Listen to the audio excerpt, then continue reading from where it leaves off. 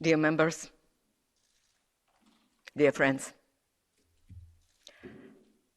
I cannot be more appreciative for this invitation and for this unique opportunity to speak here on Women's Rights Day at probably the darkest hour in Europe since 1939. For most of my literary career, I've been speaking for women and in the name of women. In my writings, I've been aimed to give voice to the experiences of women subjected to violence, to those living and dead whose feelings, ideas, or accomplishments were ignored, devalued, or simply forgotten. I've spoken for women's rights to be free from discrimination and gender inequality, for their right to live in accordance with their own wishes and preferences. This, however, is the first time that I have to stand up for a woman's right to life itself. Ukrainians are a strong nation. This appears to have surprised many in the West, yet were it not so, we would not have survived Stalin's genocide, the horrific man-made famine of 1933, notably still unrecognized by most of the countries represented here. And we are a nation of strong women too. Along with the rest of the world, I cannot but admire with tears in my eyes my fellow countrywomen now fighting right alongside our men. They've joined the army and the civil territorial defense forces. They manage the distribution of supplies across our besieged cities, some of which, like Mariupol, stand on the verge of a humanitarian catastrophe now. They give birth in bomb shelters, supported and supervised by doctors online. Ukrainian doctors, meanwhile, have created Facebook pages offering instructions on how women over 37 weeks pregnant might safely deliver children in bomb shelters. An image that strikes me as almost biblical, as sounds of Marys hide with their newborns, evading King Herod in basements, subway stations, and other stables. Yes, we are strong and grateful for your support and your admiration. The problem is Putin's bombs will not be stopped by the strength of our spirit. And babies born in bomb shelters die of sepsis caused with the dust raining down on them during attacks. Mary's stable was much more hygienic.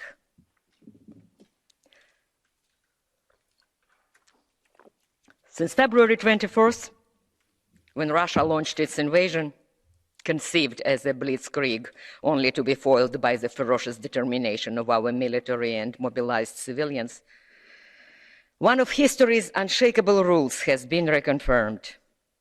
In any hot war, women make the most vulnerable targets, if only because it's women who remain to take care of those in need, of children and the elderly.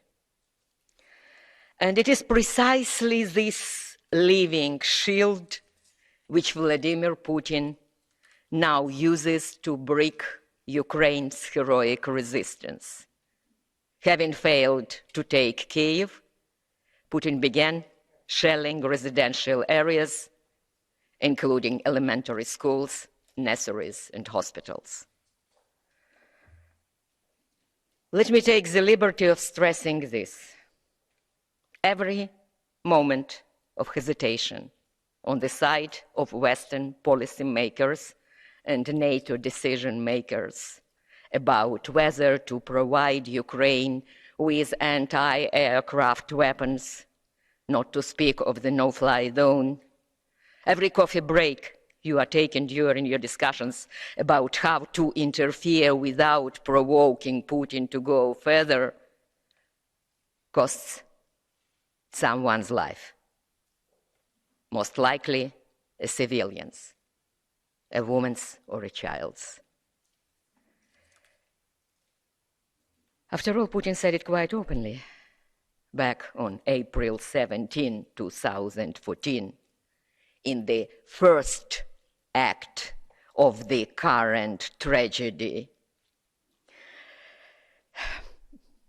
which he called a special military operation Russian Spring, and which then resulted in the annexation of Crimea and in creating 2 Russian-controlled military zones in Donbass, but was initially meant to accomplish much more. That day, 8 years ago, he openly announced that Russian troops in Donbass would be standing against Ukrainian army behind Ukrainian women and children. I quote literally, not in front of them, but behind, daring Ukrainian army to shoot. A living shield, a typical terrorist tactic. He was then so confident of his superiority, so sure that no one would dare stop him, that he did not even bother to lie out of contempt to his audience. Isn't it amazing, ladies and gentlemen, that no one, outside of Ukraine maybe, took then his words seriously? In May 2014, after Russian soldiers in Donbass had already begun slicing open people's bellies and shooting at teenagers for carrying yellow and blue flags, I was speaking in Berlin at the European Writers' Forum. And when in my speech I compared Putin to Hitler and Stalin, the moderator was so shocked that my microphone was turned off, and in the publication the comparison was censored. 8 years passed. So many human lives could have been saved if only the EU and the US would have woken up 8 years ago to the fact that the new Hitler was ready to pick up where the previous one had left off.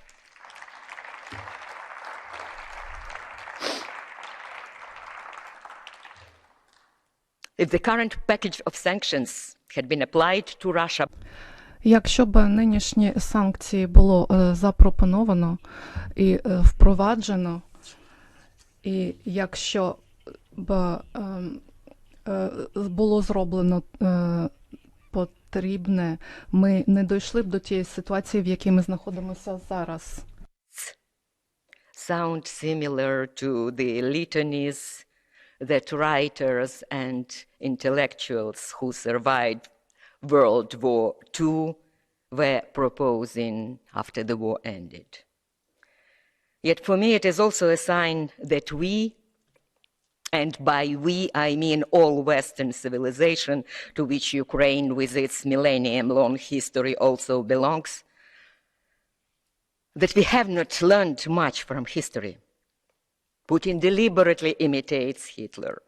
He even uses Hitler's very language, referring to the final solution of the Ukrainian question, and barely disguising quotations from Hitler's speech at Reichstag on September 1st, 1939. I will not war against women and children. I have ordered my Air Force to restrict itself to attacks on military objectives. That's from 1939, not from 2022. Yes, ladies and gentlemen, it is the announcement of war. Vladimir Putin has done it in his tricky, perverted KGB language.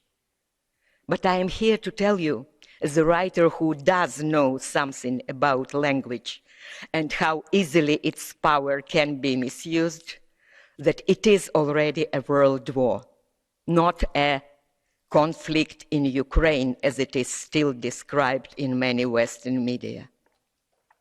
And that you better trust Mr. Putin when he pronounces his ambitions. He has already claimed back the former Soviet bloc, which is what he really means by demanding that NATO pull back from Eastern Europe.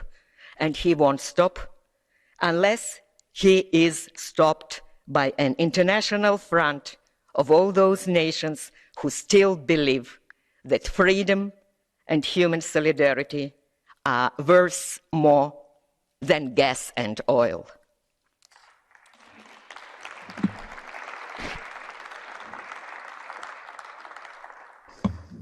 Ladies and gentlemen, you have all seen videos of how Ukrainian civilians, men and women, stop Russian tanks with bare hands and loud curses.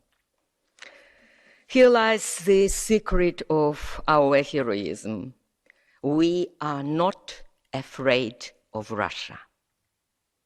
Of all the nations in Europe, we know that what Putin has for decades been selling to the West as the true story, his nuclear blackmailing included, is nothing but a pack of lies, illusion, and bluff.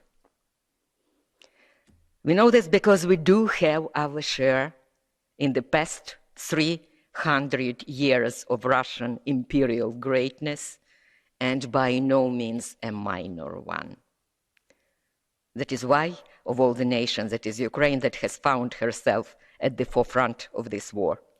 Without us, there can be no Russian empire. No evil empire, ladies and gentlemen. That used to be a good term, after all. First, there was Austria, then Czechoslovakia, then Poland, then Europe. First it was Georgia, then Belarus, then Ukraine, afterwards Europe.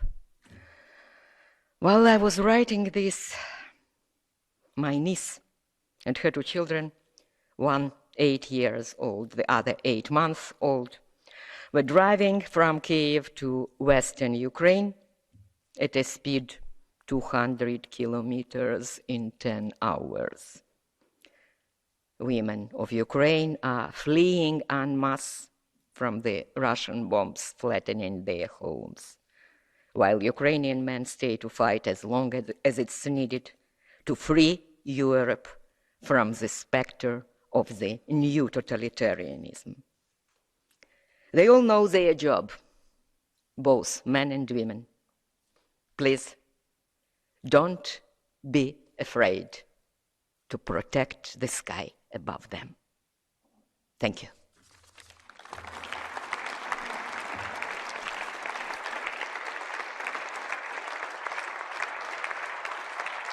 Thank you.